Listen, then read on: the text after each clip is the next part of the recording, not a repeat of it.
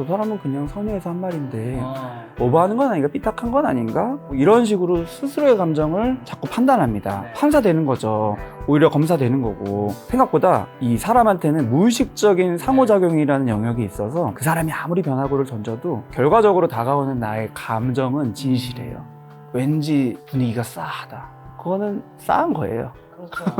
내 마음에 검사나 판사 역할 그만하시고요. 변호사가 돼도 아무 문제 없고 오히려 변호사가 돼야지 내 마음에 은은한 행복이 찾아오고 그때 비로소 내 잠재력을 발산할 수 있습니다.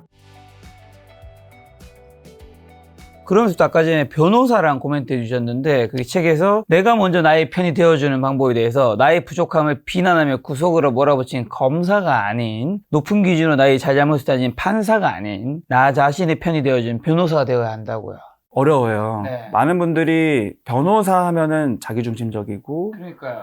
또 남 탓하고 자기만 면피하려고 하고 그러니까 객관성을 잃는 게 아닐까. 객관성을 잃는 거 아닌가라는 오해를 하는데, 제가 늘 경험하는 건 뭐냐면 너무 검사다, 너무 판사다. 진짜 객관성은 균형을 잡힌 게 객관성일 텐데 많은 분들이 지나치게 자기를 비난하고 비하하고 또는 엄격한 잣대로 판단하고 너는 잘못했어, 그러니까 제대로 해야 돼 라는 관점을 가지고 살아요. 그리고 그런 관점을 가지고 사는 분일수록 어떤 삶의 어려움이 닥쳤을 때 거기서부터 자기가 스스로 해결하거나 부딪혀서 이제 극복하는 게 아니라 좌절이 많이 돼요. 왜냐하면은 내가 극복하기 위해서는 자기 자신에 대한 안정감, 자신감 이런 게 있어야지 부딪힐 수 있는데 내가 별로고 나는 잘못했고 나는 진짜 형편없고 쓰레기고 이런 생각을 가지고는 감정이 상한 상태에서는 회복할 수 있는 그런 동력이 없어요. 그래서 거기서부터 이제 꼬이기 시작하는 경우들을 굉장히 많이 보고, 우려스럽지만 진짜로 편을 들어주고 옆에서 편 들어주고 그 사람이 자기 마음에 편이 되면 물론 실수할 수 있고 잘못했었을 수 있지만 그래도 그랬을 수 있어. 그 당시에 나는 이러한 어려움이 있었고 감정적으로 이런 게 있었고 이런 점들이 꼬였고 이런 식으로 내 편이 되어서 그런 변호할 수 있는 것들을 쫙 바라봤었을 때 마음이 좀 편해지고 안정감을 가지게 되고 자기의 그런 것들도 수용하게 돼요. 실수도 오히려 수용하게 되고 부족함도 수용하게 되고 그 상태에서는 오히려 회복력이 빠릅니다. 그래서 이런 변호사의 관점을 가지도록 도와주는 게 저의 직업이기도 하고, 자기 감정일기를 쓰면서 자기 감정에 집중했었을 때의 관점이 변호사의 관점에서 써라. 근데 많은 분들이 그냥 감정일기만 얘기하면은 쫙 쓰면서 또 판단을 해요. 내 마음 봤더니 쓰레기네. 이거 이러면 안 되지. 막 첨삭을 하고 이러면 안 되지. 자기가 바라는 이상형이 적히는 거죠. 아니 그 쓰레기 같은 나도 받아들여야 되는 거죠. 그렇죠. 그래서 오히려 막 억지로 막 좋은 척하고 자기 자신을 속이는 거예요. 그런 거는 오히려 방해가 되고, 진솔하게 받아들이기 위해서 별로라는 관점에서 그것도 수용하는 관점에서 써보자. 그래야지 놀라지 않고 지속적으로 쓸 수 있다라고 얘기를 드리고 있습니다. 자, 엄격한 코멘트 하나 해주셔서 그럼 완벽주의라든가 강박성 성격 가진 분들도 있잖아요. 그런 분들의 특징은 뭐고 이런 분들 좀 어떻게 해야 될까요? 강박성 성격이라는 게 완벽주의랑 많이 이제 겹쳐지는 부분이 있고요. 그러니까요. 자기 자신에 대한 기준이 지나치게 높고 끊임없이 자신을 채찍질해서 항상 뭔가 성과를 내야 되고 가만히 쉬지를 못하고 이제 이런 건데, 그런 성격이 형성되는 것도 다 이유가 있거든요. 가장 흔한 원인 중에 하나가 성장 과정에서 그냥 편안하게 아무런 조건 없는 있는 그대로의 나의 상태를 존중받고 수용받지 못한, 그랬을 때는 별로 인정 못 받고 뭔가 열심히 노력해서 뭔가를 성과를 냈었을 때만 존중해주고 인정해주고 관심을 주고, 이런 경험을 했었을 때는 그냥 있는 나의 상태가 굉장히 불안해요. 그래서 그러면 안 될 것 같고, 그러다가는 좀 지적받거나 비난받거나 외면받을 것 같고, 열심히 노력해야지만 성과를 내고 성과를 내야지만 나의 가치를 인정받고 존중받을 수 있을 것 같다라는 기본적인 가치관이 생겨요. 그러면은 쉴 수 없는 거예요. 계속 노력을 하고. 그런 분들은 이제 쉬라고 아무리 조언을 해도, 휴가를 가더라도 여행을 가더라도 완벽주의적인 여행을 하죠. 그렇죠. 뭐 회사에 휴가 내고 자격증 공부하고 쉴 수 없는 거지. 쉴 수 없고 그 비어있는 공간을 뭐라도 채우지 않으면 너무너무 불안하고 내가 형편없는 것 같은 감정에 휘말리기 때문에 자꾸 악순환이 돼요. 그래서 이면에 있는 감정은 내가 그냥 그런 거 안 해도 그냥 있는 그대로의 나를 존중하는 느낌, 그 느낌의 결핍이기 때문에 그런 느낌을 회복하는 게 굉장히 중요하고, 역시 똑같죠. 감정일기를 쓰면서 나의 있는 그대로에 집중하는 거. 근데 쉽지 않아요. 내담자를 통해서 제가 만나봐도 상담을 해도 완벽주의적으로 해요. 오늘 한 내용 중에서 복습을 하려고 하고 메모를 하려고 하고 다음번에까지 내가 뭔가 이렇게 준비해올 숙제를 내달라고 하고 그런 식의 이제 세팅이 삶의 태도가 형성이 된 거예요. 그래서 그런 분들에게 반대 얘기를 하죠. 지금까지 살아온 패턴과는 다르게 그냥 이 시간에 물 흘러가는 대로 자연스럽게 그냥 버려라. 미리 준비해오지 말고 돌아가서도 생각하지 말고 하지만 자연스럽게 떠오르면 그건 또 본인 마음이니까 거기에 집중해보고 억지로 나를 이끌어가지 말자. 그런 연습을 하자고 권유를 드리는데 초반엔 잘 안 되지만 결국에는 사람이 됩니다. 왜냐하면 원래 사람이 그렇게 호흡을 하듯이 자연스러운 존재이기 때문에. 자, 그런 것들을 할 때 또 다른 사람들의 시선이나 뭐 말도 신경이 많이 쓰일 텐데 책에서 자신을 한심하게 생각할까봐 잘 해내지 못하면 사랑받지 못할까봐 등 생각 때문에 힘든 사람들도 있단 말이죠. 이런 경우는 어떻게 해야 될까요? 아마 이게 아까 말씀하신 강박증과 완벽주의도 뭐 다른 사람들한테 내가 완벽하게 보이고 싶은 마음이 있으니까 더 그런 부분도 있을 거고요. 그런 생각이 들고 그러니까 불안해져서 그렇게 행동하는 거는 그 사람 입장에서는 맞는 거예요.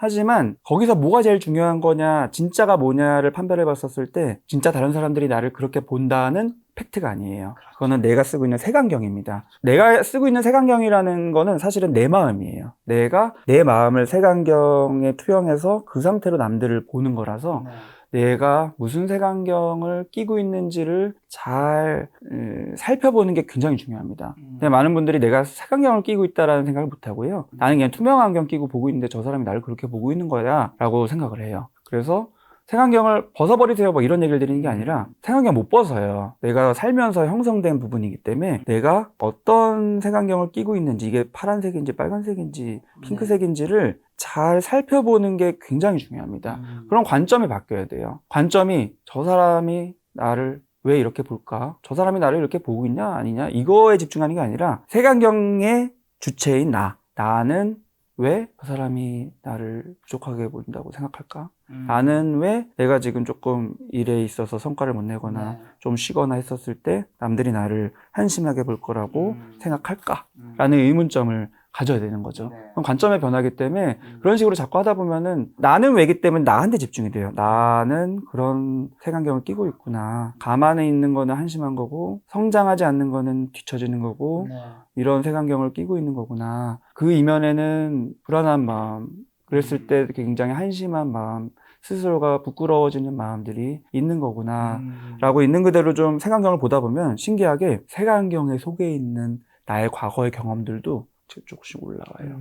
감정일기를 써도 올라오고 그런 생각을 남들과 공유해도 조금씩 그런 경험을 하는데 갑자기 이런 생각을 하고 나한테 집중했더니 막 기억에 하나 떠오르는 거죠. 아, 옛날에 그랬어. 내가 옛날에 시험을 열심히 노력해가지고 100점을 맞았더니 그 전에는 한 번도 경험하지 못한 온화한 표정, 나를 존중해주고 인정해주는 표정, 사랑이 담긴 말, 인정의 말이 부모로부터 들렸어. 그 경험은 굉장히 좋았어.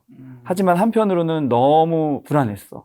왜냐면은 그런 거 안 했을 때, 내가 그냥 가만히 있었을 때는 너무 싸늘했어. 그리고 그 느낌은 너무너무 차갑고, 내가 좀 힘들고, 외롭고, 괴로웠어. 이런 식으로 연상이 돼요. 그러면은 아까 설명드린 대로 과거의 경험으로 내가 타임머신으로 돌아간 건데 경험으로 돌아간 것만 하면은 괴롭거든요. 근데 그 경험에 붙어있는 감정, 외로웠고 괴로웠고 불안했고 부끄러웠고 이런 느낌까지도 다시 내가 돌아가면은 감정의 타임머신까지 타면은 그 감정이 그때서야 비로소 해소가 됩니다. 근데 많은 분들이 괴로우니까 감정의 타임머신까지 못하고 과거로의 그 현상의 타임머신, 경험의 타임머신까지만 타죠. 그러면서 감정은 올라오는데 이거는 외면하고 하니까 안에서는 계속 쌓이고 지금 삶에서 영향을 미치고 그러니까 불안하니까 계속 불태우고 이런 게 되게 많아요. 그거 관련된 문장 말씀이 좀 책이 좋았던 게 다른 사람이 자신을 어떻게 보느냐가 아니라 내가 나 자신을 어떻게 보느냐에 더 집중해야 할 때입니다. 그리고 사람을 괴롭게 하는 것은 외부의 문제가 아니라 내면의 목소리가 보내는 비난입니다 라고 해주셨는데 저는 다른 사람의 시선에 저도 시선에 신경을 당연히 쓸 거잖아요. 그럼요. 지금도 신경 쓰고 과거에도 신경을 썼을 텐데 좀 덜 신경 쓰게 된 계기는 뭐 여러 가지가 있는데 그 중에 하나만 오늘 김 작가 TV에서 처음으로 얘기하는 거는 예전에 30대 중반에 제가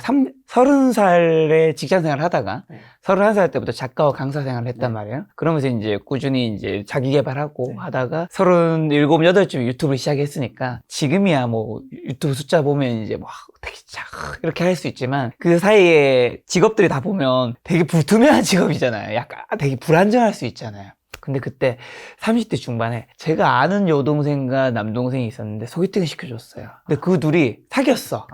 사귀었는데 이제 그 여동생은 이제 저랑 엄청 친한 거, 남자는 남동생이 훨씬 친한데 그 여동생이 이제 저 같이 만날 일이 있을 거잖아요. 오빠는 뭐 칭찬 엄청 해주는 거예요. 그러고 있다가 이제 시간이 좀 지나서 근데 그 남동생이 저한테 그 A라는 여자가 있으면 그 A 사실 형 엄청 무시한다고. 뭐 여러 이제 형이 뭐 철도 안 드는 것 같고 뭐 아직 꿈을 찾아 헤매냐 뭐 이런 식으로 한다는 거야.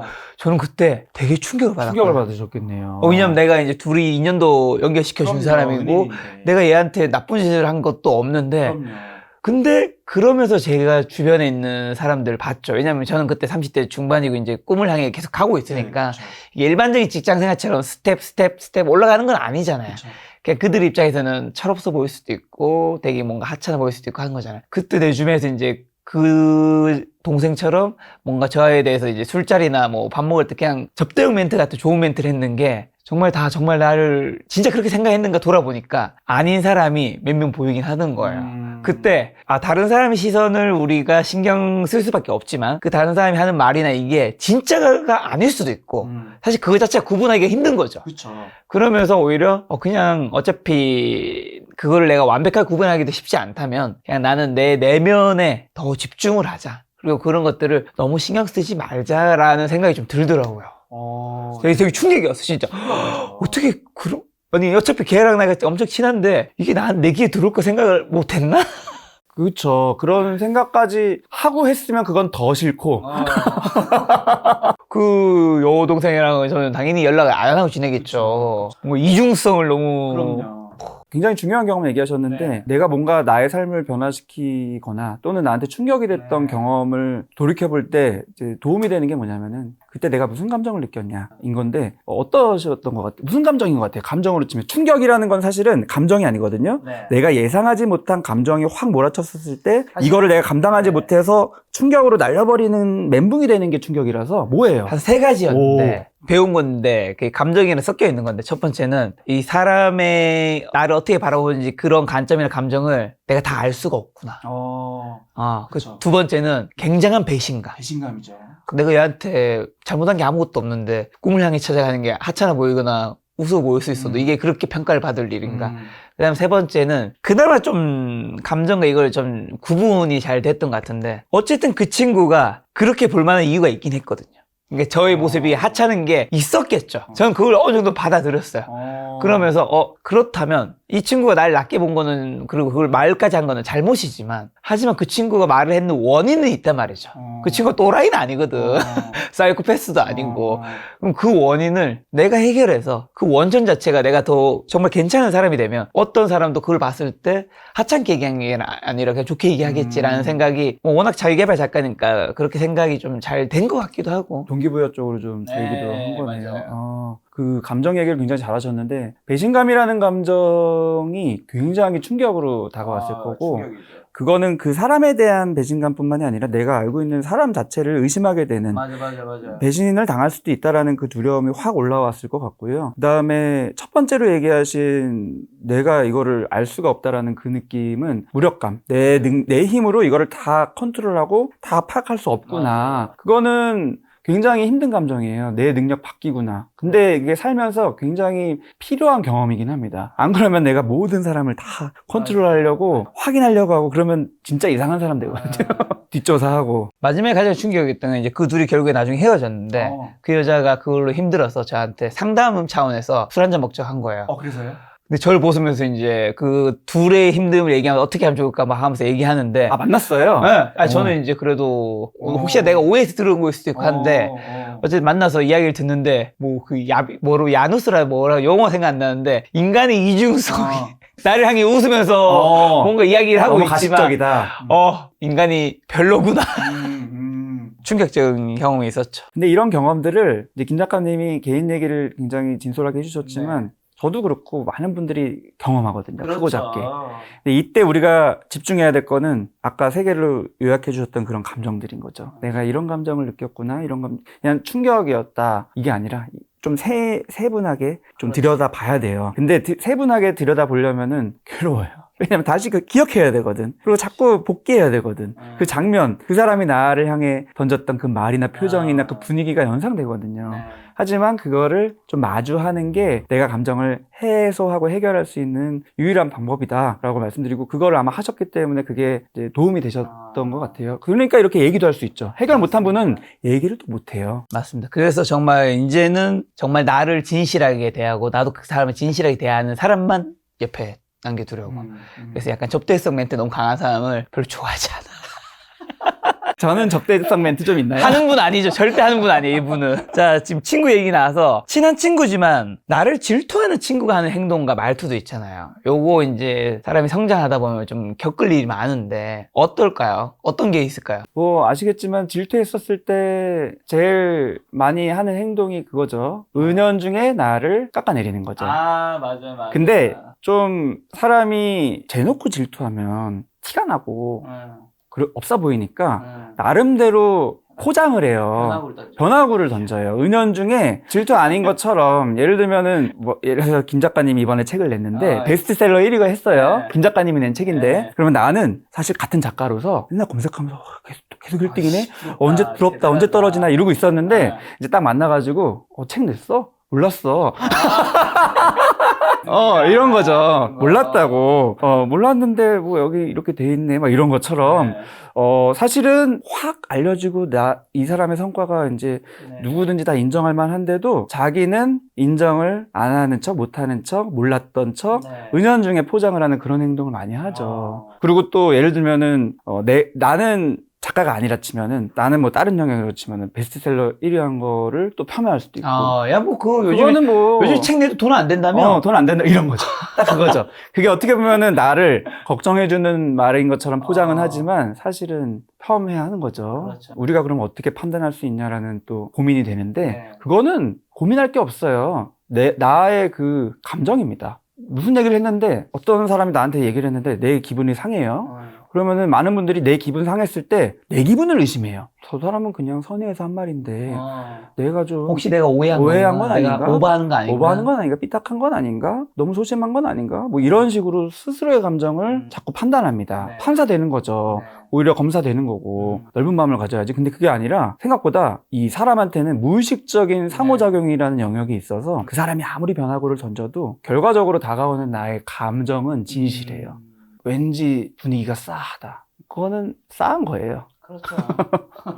근데 내가 그거를 괴로우니까 자꾸 포장을 하자. 아니다. 아닐 거야. 인정하면은 저 사람이 나를 그렇게 보다니 더 괴로우니까 스스로의 그런 감정을 자꾸 외면하는 거예요. 자, 그럼 그렇게 질투심 많은 친구가 그렇게 행동했을 때 어떻게 대처해야 될까요? 그때 최악의 대처가 있죠. 너 부러워서 그러냐, 질투하냐, 이렇게 대놓고 직언하는 거는 최악의 대처죠. 왜냐하면 맞지만 그 사람이 그런 행동을 왜 할까를 생각해 보면은 자기 마음을 수용 못 하는 사람이거든요. 그렇죠. 그렇게 은연중에 변하고 던지는 사람들은 사실은 자기도 몰라요. 내가 부러워하는지조차 몰라요. 그래서 흔히 하는 말을 부러운 건 지는 거다라는 말이 있지만 제가 정확하게 제 생각을 표현해 보자면은 부러워하는 줄 모르는 게 진짜 지는 겁니다. 자기가 부러운 줄도 모르면은 자기도 모르게 변화구를 던지고요. 그럼 상대방은 그것 때문에 감정이 상하는데 그것 때문에 감정이 상했는지도 자기는 몰라요. 그러니까 자기 마음을 모르는 사람한테 또 왜 질투에 이렇게 직언을 하면은 그거는 다 튕겨져 나옵니다. 오히려 관계가 더 안 좋아지고 그것도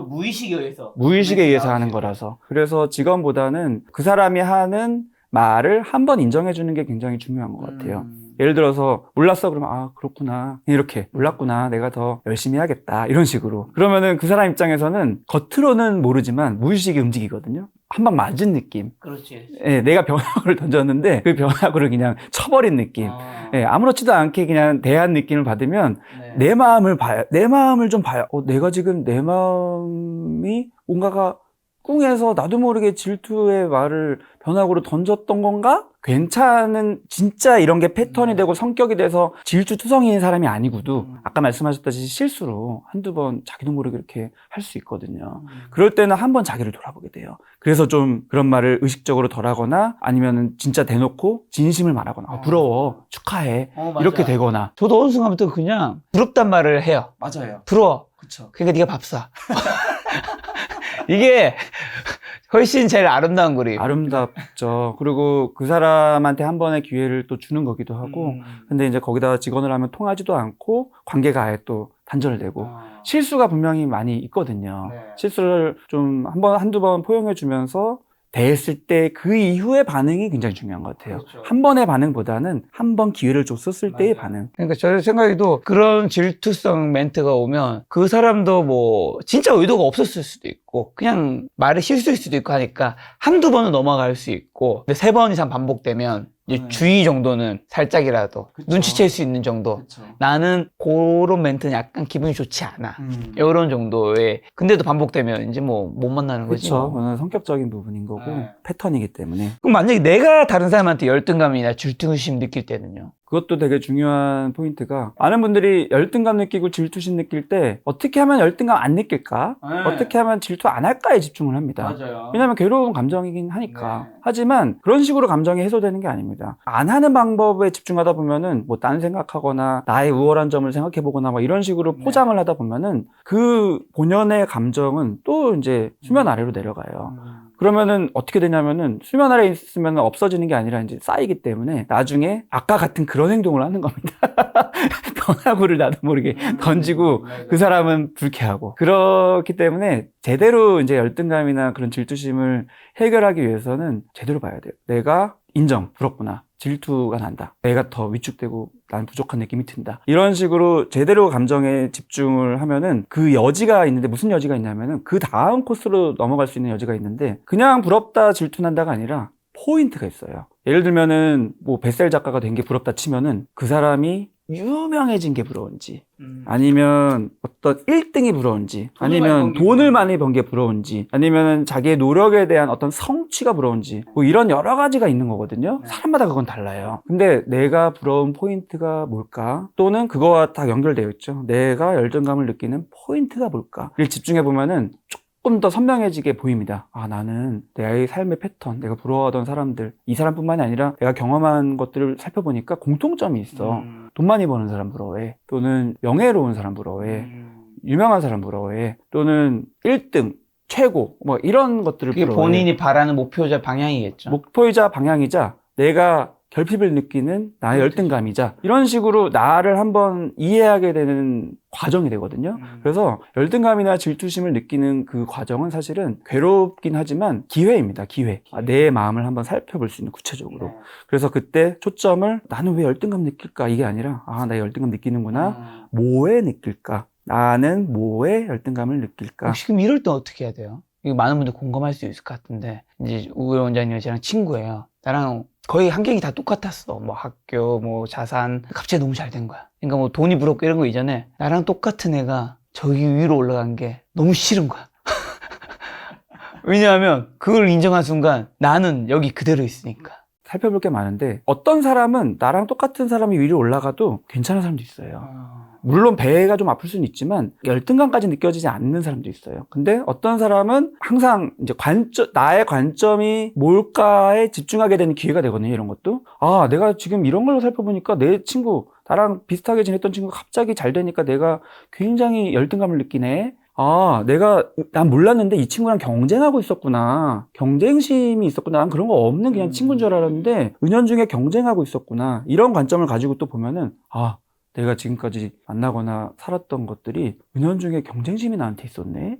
이런 식의 관점을 하나 가지게 되기도 하고요. 또 한 가지는 사람이 살면서 올라갈 때도 있고 내려갈 때도 있고 이런 높낮이라는 게 난 그런 거 신경 안 써. 그냥 사람 사는 게 사는 거고 나의 관점은 그냥 사람이 행복하냐 또는 뭐 내면이 어떠냐 이런 거에 있는 줄 알았는데 은근히 외적인 성취나 이런 것으로 사람을 재고 있고 내가 은근히 그런 거를 다 보고 있었네 라고 자기의 바라보지 않았던 면을 또 바라보게 되기도 해요.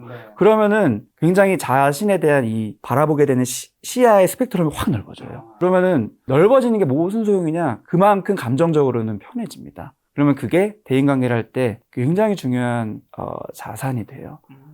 상대방을 편안하게 해줘요. 자연스럽게 대하기 때문에. 그래서 자기에 대해서 아는 것만큼 큰 무기가 없습니다. 그래서 자기에 대해서 어떻게 해서든지 알 수 있도록 도와주는 일을 저는 이제 하려고 자꾸 노력을 하는 거죠. 원장님이 이번에 추가하신 나는 왜 내 편이 되지 못할까 이 책을 가지고 이야기하고 있는데 오늘 못다한 질문이 많아서 다음번에 또 추가 인터뷰를 하려고 하는데 개인적으로 궁금한 거 한 가지가 이제 워낙 많은 내담자분들과 상담을 하고 또 정신과 전문의시니까 많은 사람들의 생각도 뭐 이런 것도 더 궁금해, 감정도 궁금해 하실 텐데 어떻게 하면 더 행복해질 수 있는지 행복한 사람들의 특징은 뭐라고 보세요? 직접 만나보신.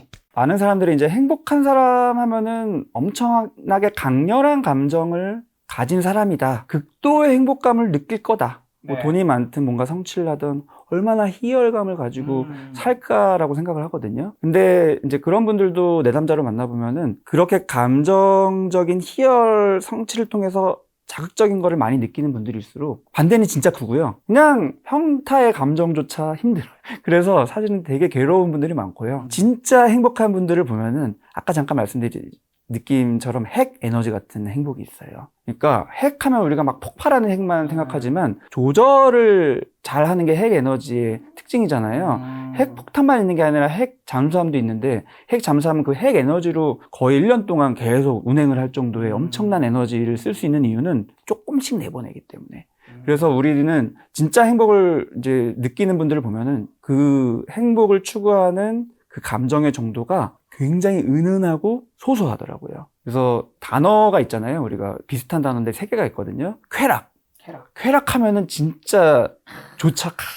이거죠. 그 다음에 즐거움. 즐거움도 좋죠. 하지만 기쁨. 즐거움과 기쁨이 좀 비슷한 느낌도 있지만 이 3가지로 좀 좋은 느낌을 나눌 때 쾌락은 굉장히 자극적입니다. 그래서 막 술 먹고 뭐 쇼핑하고 뭔가 확 땡기고 이랬을 때 찾아오는 도파민적인 느낌이 빵빵 됐었을 때 쾌락은 행복하지만 너무 순간적이에요. 그래서 그게 꺼지자마자 너무 괴롭고요. 즐거움도 사실은 쾌락과 기쁨 사이에 있는 정도여서 내가 뭔가 성취를 하거나 이루거나 외적인 환경이 됐었을 때 찾아오는 그런 좋은 느낌이기 때문에 비교적 단기적이에요. 왜냐하면 성취라는 환경이라는 거는 변화될 수밖에 없기 때문에. 기쁨은 뭐냐면은 그런 외적인 게 아니라 내재적인 만족감입니다. 내재적인 만족감은 뭐야 그게? 이런 분들도 있어요.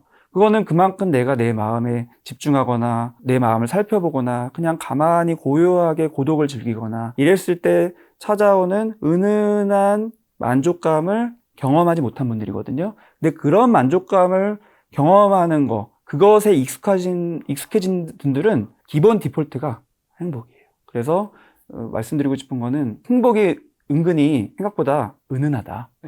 네, 공감합니다. 은은한 행복을 추구하셨으면 좋겠다라는 말씀을 드리고 싶습니다. 그래서 행복은 강도가 아니라 빈도이다. 이런 말이 있죠. 그쵸. 근데 이제 많은 분들이 강렬한 고빈도를 누리는데 아닌 것 같아요. 예. 자, 원장님 그러면 나는 왜 내 편이 되지 못하는가? 내 편이 되지 못하는 수많은 분들이 계실 것 같은데 그런 분들에게 마지막 조언 한마디 주고 가신다면요. 네, 아까도 말씀드린 제가 가장 좋아하는 말. 내 마음의 변호사가 되라. 내 마음의 검사나 판사 역할 그만하시고요. 변호사가 좀 되시고 변호사가 돼도 아무 문제 없고 오히려 변호사가 돼야지 내 마음에 은은한 행복이 찾아오고 그때 비로소 내 잠재력을 발산할 수 있습니다. 라고 확실히 말씀드리고 싶습니다. 오늘 만난 회사님은 정우일 원장님이었습니다. 지금까지 여러분 소중한 시간 함께 해주셔서 정말 감사합니다. 오늘도 김 작가였습니다. 고생 많으셨습니다. 감사합니다.